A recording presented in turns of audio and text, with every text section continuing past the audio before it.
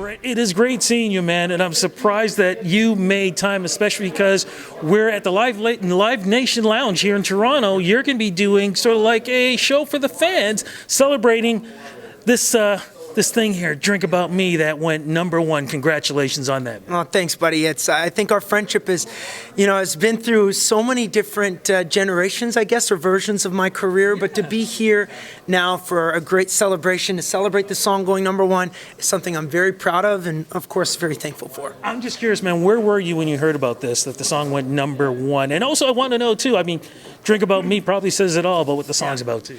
You know, I was coming here to Toronto as we were getting ready to do a bunch of press, for great national outlets such as yours. And so when we just got here to Toronto on the weekend, we knew that we were close. We were between number 2 and number 3. And we didn't know if we would be able to cross the finish line and go the distance. But then I did get a call from my record label. I was with my wife. I was with my 3 little kids. And it was such a great moment of celebration for us to be together, and I think to share in that great experience, hearing that our song went to the top of the charts. What's the song about?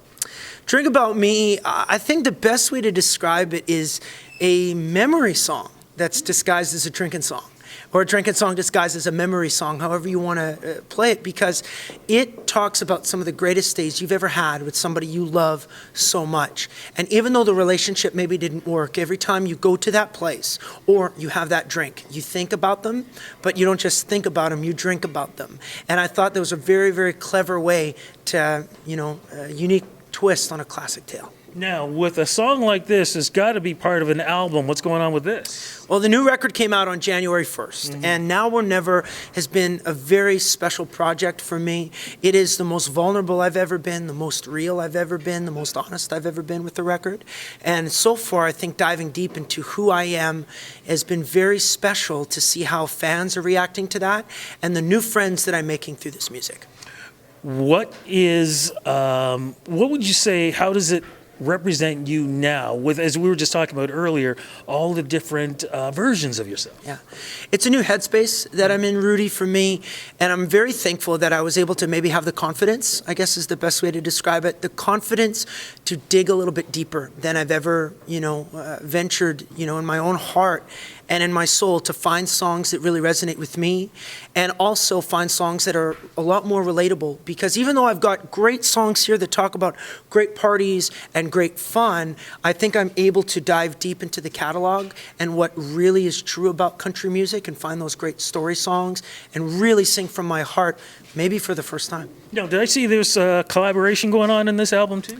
Yeah, there's a lot of really cool things that we've done with this record, not just the songwriters that I've collabed with, the great producers. A very good friend of mine in Nashville, her name is Christina Taylor. She and I did this duet that I wrote, and it's called I'm Not Him, I'm Not Her. And it's a really cool song that talks about relationships today, and I think how in society so many people are career driven and they go through relationships, the ups and the downs, and then they find new love over time. And what they do is they come at a new relationship with baggage. And it was important to describe that, you know what, as a guy, I'm not him. I know he would have done these things to you, but I'm not him. And she's saying the same thing. I can't believe she did these things, but I'm not her. Now, you've already have this massive love with the Canadian fans up here. Now, remember you and I were talking in 2019 about really wanted to expand that down to the U.S. In fact, I think I was watching the Financial Channel, and I saw you on it, sort of talking about some of the steps that you were taking. How is that going so far? You know what, I relate country music and my career very much to any brand that has done well in their homeland, whether it's your home state or your home territory or your home country. Me being a Canadian, to me, has been a great advantage and something that I'm very proud of. I love my roots so much. At the same time, I know that I want to expand to other markets. So I just have to harness the energy and take the lessons that I've learned here north of the border and take them south of the border, take them to Europe, Australia, Asia, Africa. It's going to happen. I was going to say, what's Australia looking like? Because I think Australia is like the other huge country venue. Yeah, Australia is huge for country music. I've yet to go to Australia, but it's crazy how I look at my numbers on social media, and there are a lot of people from down under that love my music, so I think it's only a matter of time. Okay, so 2020, what are we looking at here? Are we seeing a tour? Are we going to be, of course, seeing you at the CCMAs? Could you be at the Juno Awards? What's happening? Okay, all great questions. For me, the Juno Awards is a place I definitely want to go to. I've been talking with the Junos and seeing if we can cook up something very special for this March in Saskatoon. Can't confirm anything just yet because, of course, it's just talks. Canadian Country Music Awards, you can bet that I'm going to be there. It's in Hamilton again this year, which is an outstanding place to host a great, great weekend of country music.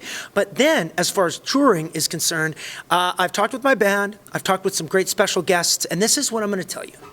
We're here at the Live Nation Lounge. Live Nation is one of the great partners in touring. Am I partnering with them? I can't tell you. But am I going out on a great tour? Well, the answer is yes. Am I going to play some great arenas across Canada? The answer is yes. Am I going to have some great special guests? Yes. Is it going to be the best time of my life? Yes. Am I going to play all these great songs? Yes.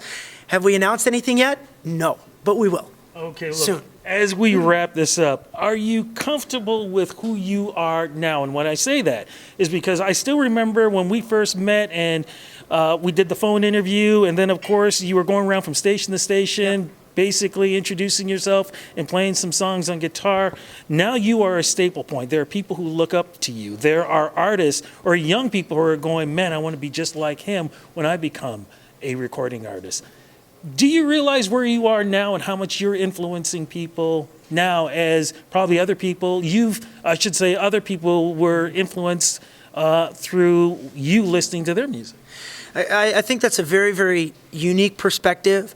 I haven't really taken the time to think about where I sit or where I fit in the landscape of country music in general, but I'm very proud of the success that I've had so far. I think that this year and every year moving forward, if we're able to achieve great things, the biggest thing for me is to stop, smell the roses, and enjoy those moments, and know that, yes, I guess there are people coming up through the ranks that are probably going to see the way that I did things and maybe look at that as, maybe somebody to model after. And if that's the case, that's a really, really huge thing to carry and something that I will carry with pride. Okay, I lied. Last question. You going to get any hockey games? Yeah.